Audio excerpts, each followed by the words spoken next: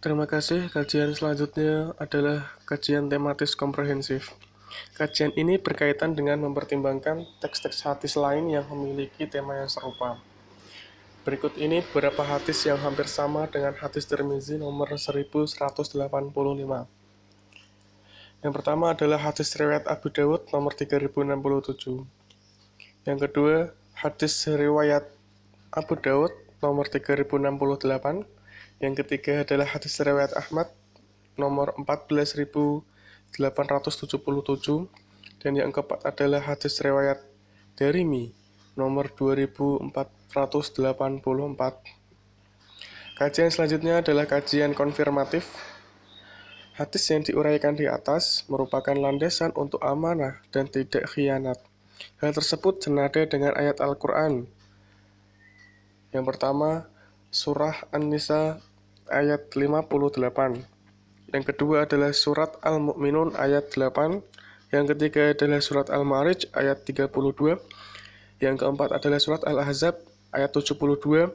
Yang kelima adalah surat Al-Anfal ayat 27. Selanjutnya adalah analisis realitas historis. Dalam hal ini, penulis tidak menemukan penjelasan asbabul wurudnya terkait dengan hadis Tirmizi nomor 1185.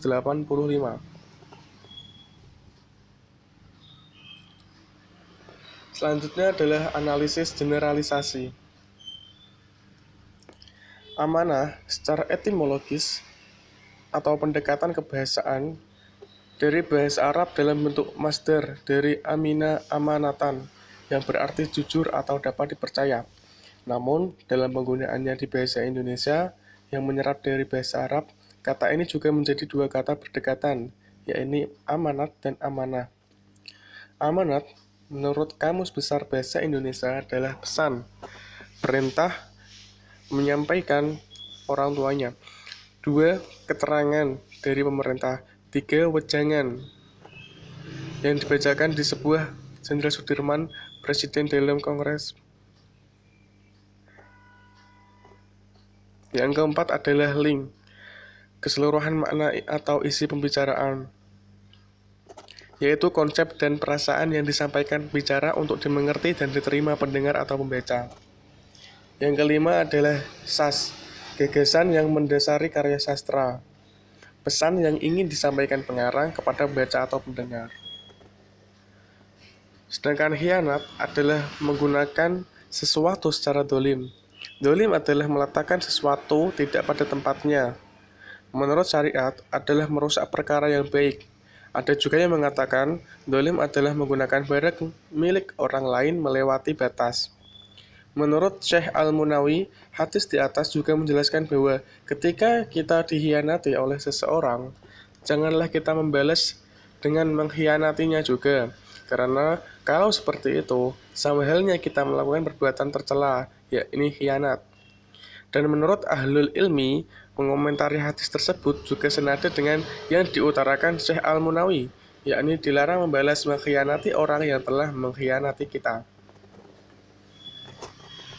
Hal ini senada dengan ayat Al-Quran yang melarang membalas keburukan dengan keburukan, tetapi diperintahkan untuk membalasnya dengan kebaikan, yakni surat Fussilat ayat 34 yang berarti, dan tidaklah sama kebaikan dan kejahatan. Tolaklah kejahatan itu dengan cara yang lebih baik, maka tiba-tiba orang yang di antaramu dan antara dia ada permusuhan seolah-olah telah menjadi teman yang sangat setia.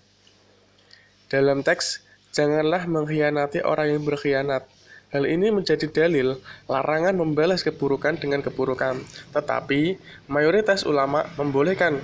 Hal tersebut berdasarkan dalil ayat Al-Quran Asy-Syura ayat 40 yang artinya, dan balasan suatu kejahatan adalah kejahatan yang serupa.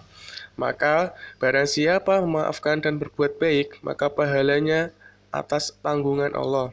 Sesungguhnya dia tidak menyukai orang-orang yang zalim. Selain Asy-Syu'ara, ada juga An-Nahl ayat 126 yang artinya, dan jika kamu memberikan balasan, maka balaslah dengan balasan yang sama dengan siksaan yang ditimpakan kepadamu. Akan tetapi, jika kamu bersabar, sesungguhnya itulah yang lebih baik bagi orang-orang yang bersabar. Quran Surat An-Nahl ayat 126.